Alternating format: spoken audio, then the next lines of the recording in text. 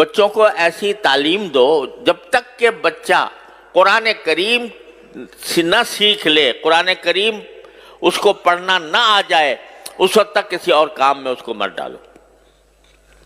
ہمارے ہاں الحمدللہ مسلمانوں کی تاریخ یہ ہے کہ سب سے پہلی تعلیم جو بچے کو دی جاتی تھی وہ قرآن کریم کی ہوتی تھی، ناظرہ ہی صحیح، لیکن ناظرہ قرآن کریم بھی انسان کی زندگی میں انقلاب برپا کرتا ہے۔ اگر صحیح طریقے سے ناظرہ پڑھ لے نا بچہ تو اس کے دل میں ایمان کا بیج پڑ جاتا ہے، اور پھر آگے وہ ایمان کا بیج اس کو بہت سی برائیوں سے روکتا ہے۔ تو جب تک اس بات کا یقین نہ ہو جائے کہ میرا بچہ قرآن کریم پڑھنے کے قابل ہے، اس وقت تک اس کو آگے نہ بھیجو۔ اب ہمارے یہاں وزیر تک بن گئے ہیں لوگ، اور جب ان سے کہا گیا قل ہو اللہ پڑھ لو تو قل ہو اللہ پڑھنے نہیں آ رہا۔ تو وہ در حقیقت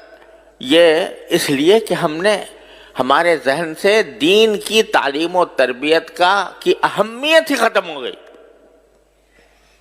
ہمارے دل میں اس کی اہمیت ہی نہیں ہے کہ ہمارا بچہ جو ہے وہ دین کی معلومات، دین کا علم حاصل کرے۔ نہ صحیح، ٹھیک ہے، ہم نے یہ نہیں کہتے کہ آپ ہر ایک کو عالم دین بناؤ،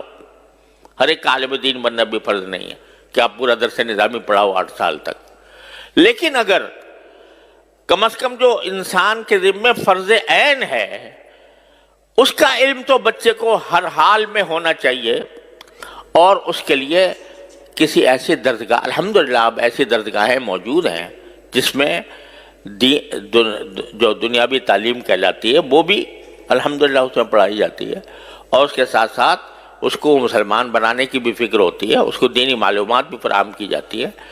ایسی درسگاہوں کے اندر اس کو بھیجو۔ جب تم خود ایسے درسگاہوں میں بھیج دو گے جہاں پر الحاد اور بے دینی کا چرچا ہے تو پھر وہ اس کی ذمہ داری تمہارے اوپر عائد ہوتی ہے کہ تم نے ایسی جگہ بھیجا کیوں۔ اور دوسری بات یہ کہ اگر فرض کرو کہ کوئی بچہ آپ نے کسی درسگاہ میں بھیجا، کسی اسکول میں بھیجا، وہاں پر دین کی معلومات اس کو حاصل نہیں ہو رہی، دین کا علم اس کو حاصل نہیں ہو رہا، تو کم از کم اتنا تو کر لو کہ اپنے گھروں کے اندر تھوڑا سا وقت اپنے بچوں کے ساتھ ایسا نکالو جس میں کچھ دین کی معلومات بچوں کو فراہم کی جائیں۔ کم از کم سیرت طیبہ، نبی کریم سرور عالم صلی اللہ علیہ وسلم کی سیرت طیبہ سب مل کر گھر والے بیٹھ کر تھوڑا سا وقت نکال کر اس میں پڑھیں۔ اس سیرت طیبہ میں نبی کریم صلی اللہ علیہ وسلم کے حالات زندگی بھی ہیں، اس میں نبی کریم صلی اللہ علیہ وسلم کے اخلاق بھی ہیں، آپ کی معاشرت بھی ہے، آپ کے سکھائے ہوئے آداب بھی ہیں، وہ سارے کے سارے اکٹھے بیٹھ کر پڑھیں۔ اس میں کیا مشکل کام ہے؟ رات کو تھوڑا سا وقت سونے سے پہلے اپنے سارے بچوں کو جمع کر کے اور اس میں خود نبی کریم صلی اللہ علیہ وسلم کی سیرت طیبہ کی کوئی کتاب پڑھ لو سب بیٹھ کے، اور اس کے اندر نبی کریم صلی اللہ علیہ وسلم کی سنتیں بھی اس میں بیان ہوں گی۔ ایک کتاب ہے اسوہ رسول اکرم صلی اللہ علیہ وسلم، میرے شیخ حضرت عارفی قدس اللہ تعالیٰ سرہ کی کتاب ہے، وہ سامنے رکھ لو، اس کو تھوڑا تھوڑا کر کے پڑھو اور سب اس کو سنیں، اس کو سمجھے، تو کم از کم گھر کے ماحول کے اندر ایک ایسا مدرسہ قائم ہو جائے گا، اور یہ اصل مدرسہ ہے۔ نبی کریم صلی اللہ علیہ وسلم کے عہد مبارک میں کوئی باقاعدہ مدرسہ نہیں ہوتا تھا، صفہ تھا جس میں صحابہ کرام مختلف علاقوں سے آ کر تھوڑے سے پڑھ گئے تھے، وہ انہوں نے تو اپنے آپ کو خاص کر لیا تھا اس کے لیے، لیکن ہر صحابی کا اپنا گھر خود مدرسہ تھا دین کا۔ ہر صحابی کے گھر میں تذکرے نبی کریم صلی اللہ علیہ وسلم کی سنت کے ہوتے تھے، آپ کی سیرت کے ہوتے تھے، اس کے نتیجے میں جو اولاد پیدا ہو رہی تھی وہ اولاد بھی سیرت اور سنت کے سانچے میں ڈلی ہوئی تھی۔ اس میں کیا مشکل کام ہے؟ میں کہتا ہوں 15 منٹ نکال لو، صرف 15 منٹ روزانہ، اور اس میں نبی کریم سرور عالم صلی اللہ علیہ وسلم کی سیرت طیبہ پر مشتمل کوئی کتاب پڑھی جائے، اور پڑھ کر بچوں کو اس کا اس کا علم دیا جائے سیرت طیبہ کا، اور پھر سیرت طیبہ کے ساتھ جو بنیادی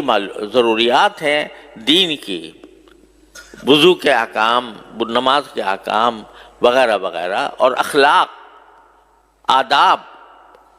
کس چیز کے کیا ادب ہے، کھانے کا کیا ادب ہے، سونے کا کیا ادب ہے، بازار جانے کا کیا ادب ہے، خرید و فروخت کا کیا ادب ہے، یہ ساری باتیں رفتہ رفتہ روزانہ کر کے اگر 15 منٹ بھی روزانہ ہر انسان، ہر مسلمان نکال لے اور اپنے اولاد کی اس طرح تربیت کرنے کی فکر کرے تو انشاءاللہ اللہ تعالیٰ کی رحمت سے ایک انقلاب آ جائے گا۔ لیکن چونکہ فکر نہیں تو اس کی وجہ سے یہ چھوٹا سا کام بھی نہیں ہو پا رہا، اور قرآن اسی کی طرف متوجہ کر رہا ہے کہ تم ساری دنیا کے اوپر تنقید کرتے ہو کہ فلاں جگہ یہ ہو رہا ہے، فلاں جگہ یہ ہو رہا ہے، سیاسی ماحول کے اندر بے چینی ہے، اضطراب ہے، انتشار ہے، لڑائیاں ہیں، جھگڑے ہیں، تنازعات ہیں، ان سب کی شکایت تو کرتے ہو، لیکن خود اپنی طرف متوجہ ہو کر نہیں دیکھتے کہ تمہارے ہاں کیا کمی ہے۔ اگر تم فرض کرو کہ مکمل طور پر اسلامی احکام پر عمل کر رہے ہو، لیکن تمہاری اولاد اور تمہارے گھر والے دوسری طرف جا رہے ہیں، اس کی ذمہ داری بھی تمہارے اوپر عائد ہوتی ہے۔ اپنی فکر کرو، اور اس کا ایک آسان راستہ میں آپ حضرات کی خدمت میں عرض کر رہا ہوں کہ 15 منٹ نکال لو روزانہ رات کو، اور اپنے گھر والوں کو جمع کر کے اس میں سیرت طیبہ اور احکام شریعت کی کتاب حضرت حکیم محمد مولانا تھانوی رحمۃ اللہ علیہ کی حیات المسلمین ہے مثلا، وہ پڑھ کے، بہت آسان کتاب ہے، آسانی کے ساتھ پڑھی جا سکتی ہے، وہ پڑھ کے سب کے سامنے پڑھی جائے تو انشاءاللہ اس سے ایک ماحول پیدا ہوگا